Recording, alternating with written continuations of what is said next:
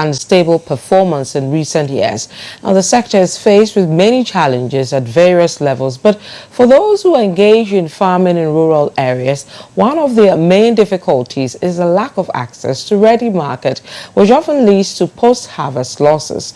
Now, as part of City FM's Operation Feed Yourself project, we'll tell you how two young entrepreneurs in the Central region are changing the status quo by devising a model to help rural farmers to reach major market centers with their products in a more convenient way. Our correspondent Carvis Tete has more.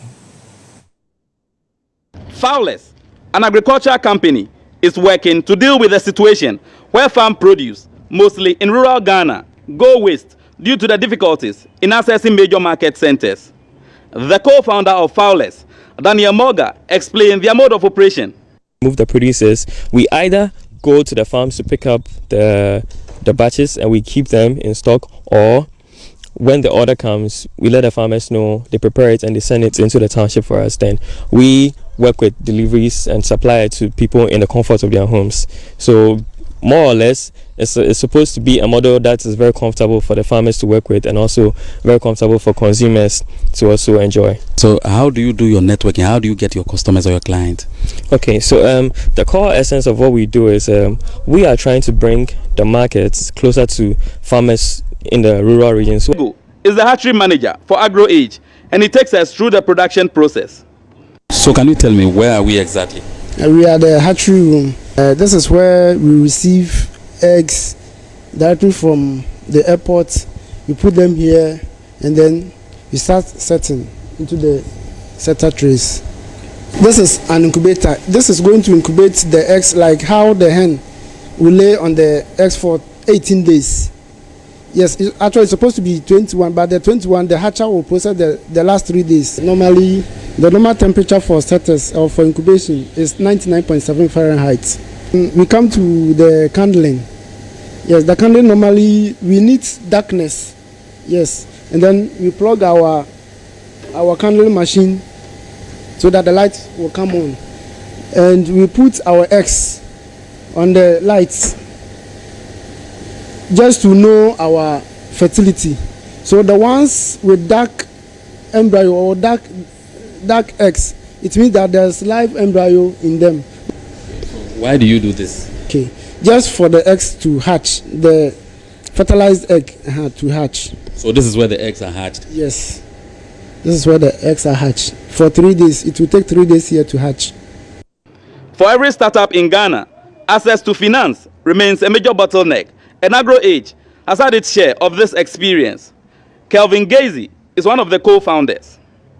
So with financing, it wasn't so easy. We both had to put in our resources to make sure we could get things running. There was no money from anywhere. We just had to save the little we were getting from little other things we were doing sideways.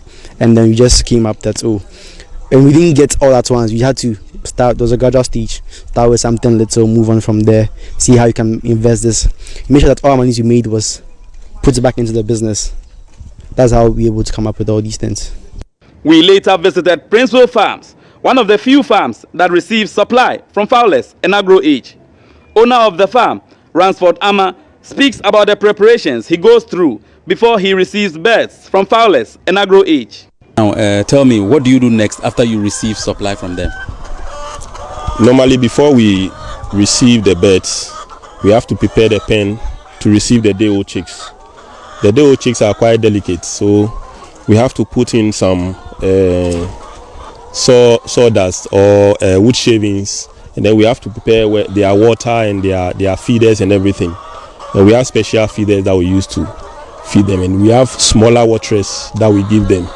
So when we receive them, we prepare that, and then we heat the room to an appropriate temperature, and then we bring them in, and then we take care of them right from that day, and we take closer records of them, including the mortality, the medications that we give them, the vaccinations and everything, until they get to where you can see them today.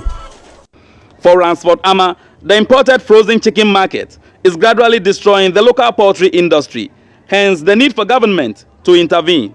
The frozen chicken market It's actually not only for the farmers but also for the consumers of the frozen chicken that we get. And as you already know, this frozen chicken, you are not sure what chemicals were used to raise them. Some of the synthetic drugs that they use can be very harmful. And in poultry, we use antibiotics. And antibiotics, what they do is that they prevent diseases. And if I know that I'm not going to be the one who consumes the chicken, I overload them with antibiotics because it reduces my risk and then increases my success rate. So I'll keep loading them, and there is a point at which you have to stop administering before, and then give it a matter of a period of time before you consume. But because it's not going to those controlled markets, they don't really care. Some even inject the chicks after slaughter. They inject it because it's going to stay longer on high seas, and they want it to stand the test of time. Sometimes they inject it for it to appear bigger and heavier, so that you pay more for it. And those things are very harmful for yourself. So if you keep consuming frozen chicken, you keep getting diseases. These diseases like ulcer and those cancerous diseases, we take all from those frozen chicken market, but we don't know.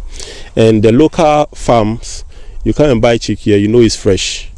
Even if you slaughter it and put it in your fridge, you keep it for a number of days before you consume. You know how many days you've kept it. From Gomuafete here in the central region, I am Calvis Tete for City News. It's a matter of a period of time before you consume, but because it's not going to those. And from the central region, let's bring you to the Greater Accra region, where residents of Greater Estate at Teshinungwa say they have been forced to live without electricity for the past 3 days,